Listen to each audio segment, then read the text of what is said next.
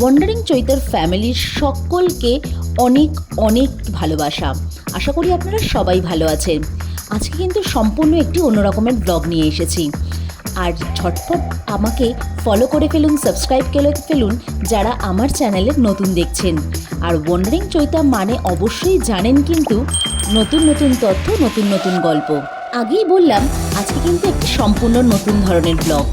আজকে আমি চলে এসেছিলাম দিল্লির ভারত মণ্ডপমে।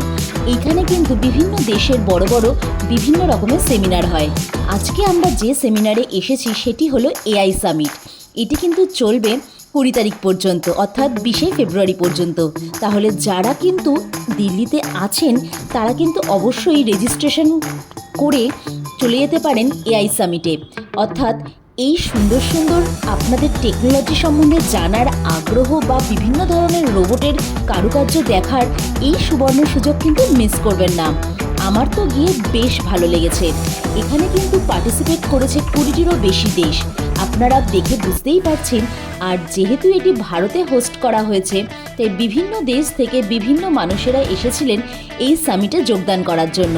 তাহলে চলুন বিভিন্ন রকমের ইন্টারেস্টিং রোবট আর তাদের সম্বন্ধে একটু জেনে নিই। এই সামিটটি কিন্তু শুরু হয়েছে 16 তারিখে এবং চলবে হলো 20 ফেব্রুয়ারি পর্যন্ত। এবং এখন পর্যন্ত এই সামিটে কিন্তু 7টি দেশের প্রেসিডেন্ট, 9টি দেশের প্রধানমন্ত্রী এবং বিশ্বের প্রধান এআই প্রযুক্তি কোম্পানির সিইওরা যোগ দিয়েছেন। অ্যান্থ্রোপিকের সিইও দারি আহমেদিও যোগ দিতে চলেছেন এবং এই সামিটে এমনকি সুন্দর পিচাই থেকে আরম্ভ করে আম্বানি পর্যন্ত যোগ দিয়েছেন এই সামিটে। আপনারা খুব ভালোভাবেই বুঝতে পারছেন পরবর্তী যুগে কিন্তু এআই অর্থাৎ রোবট আমাদের বিভিন্ন ধরনের কাজের ক্ষেত্রে যুক্ত হয়ে যাবে। সেখানে এআই ক্রিকেট কোচ থেকেই শুরু করে কিংবা এআই অটোমেটেড ইরিগেশন অর্থাৎ এআই এর মাধ্যমে বিভিন্ন ধরনের চাষ প্রযুক্তি, বিভিন্ন ধরনের ক্ষেত্রে কিন্তু এআই যুক্ত হতে চলেছে এবং তাই নিয়েই এই সামিটটি। এবং এইখানে দেখা যাচ্ছে ভীষণ সুন্দর সুন্দর ধরনের রোবটের কারুকার্য, এমনকি মেডিকেল চিকিৎসা ব্যবস্থাতেও কিন্তু নিয়ে এসেছে এআই বিশাল এক উন্নতি প্রযুক্তির চিন্তাধারা, যেখানে ডক্টর বিনাই কিন্তু হয়ে যাবে আপনাদের বিভিন্ন ধরনের অপারেশন। তাছাড়া মিলিটারি ড্রোন থেকে আরম্ভ করে আরও নানা তথ্য প্রযুক্তির বিভিন্ন ধরনের মেলবন্ধন দেখা গেছে এই সামিটে। দেখতে পাচ্ছেন এই এআই অটোমেটেড কারটি, এটি কিন্তু ড্রাইভার ছাড়াই চলে যাবে। কি কেমন মনে হচ্ছে না ভীষণ সুন্দর?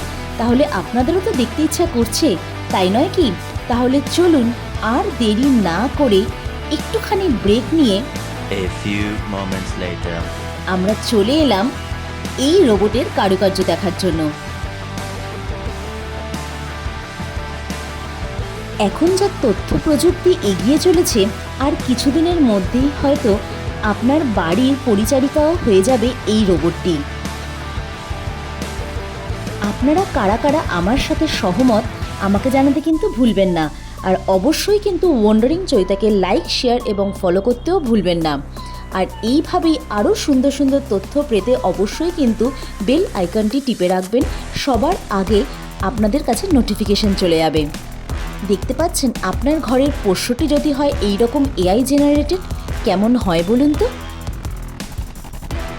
ইনি কিন্তু বাড়ির তদারকি করা থেকে আরম্ভ করে আপনার 20 কেজি পর্যন্ত মালও বহন করে নিতে পারবে। কি দারুণ না? আচ্ছা, আপনারা একটা নাম ভাবুন তো এর জন্য। আমি তো ভেবে নিয়েছি এর নাম, কিন্তু আপনারা কি ভাবছেন আমাকে কমেন্ট করতে কিন্তু ভুলবেন না। আর তার সাথে সাথে অবশ্যই কিন্তু ওয়ান্ডারিং চৈতাকে লাইক, শেয়ার এবং কমেন্ট করতেও ভুলবেন না।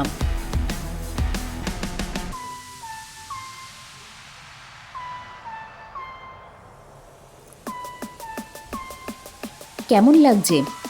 আমার কিন্তু দারুণ লেগেছে।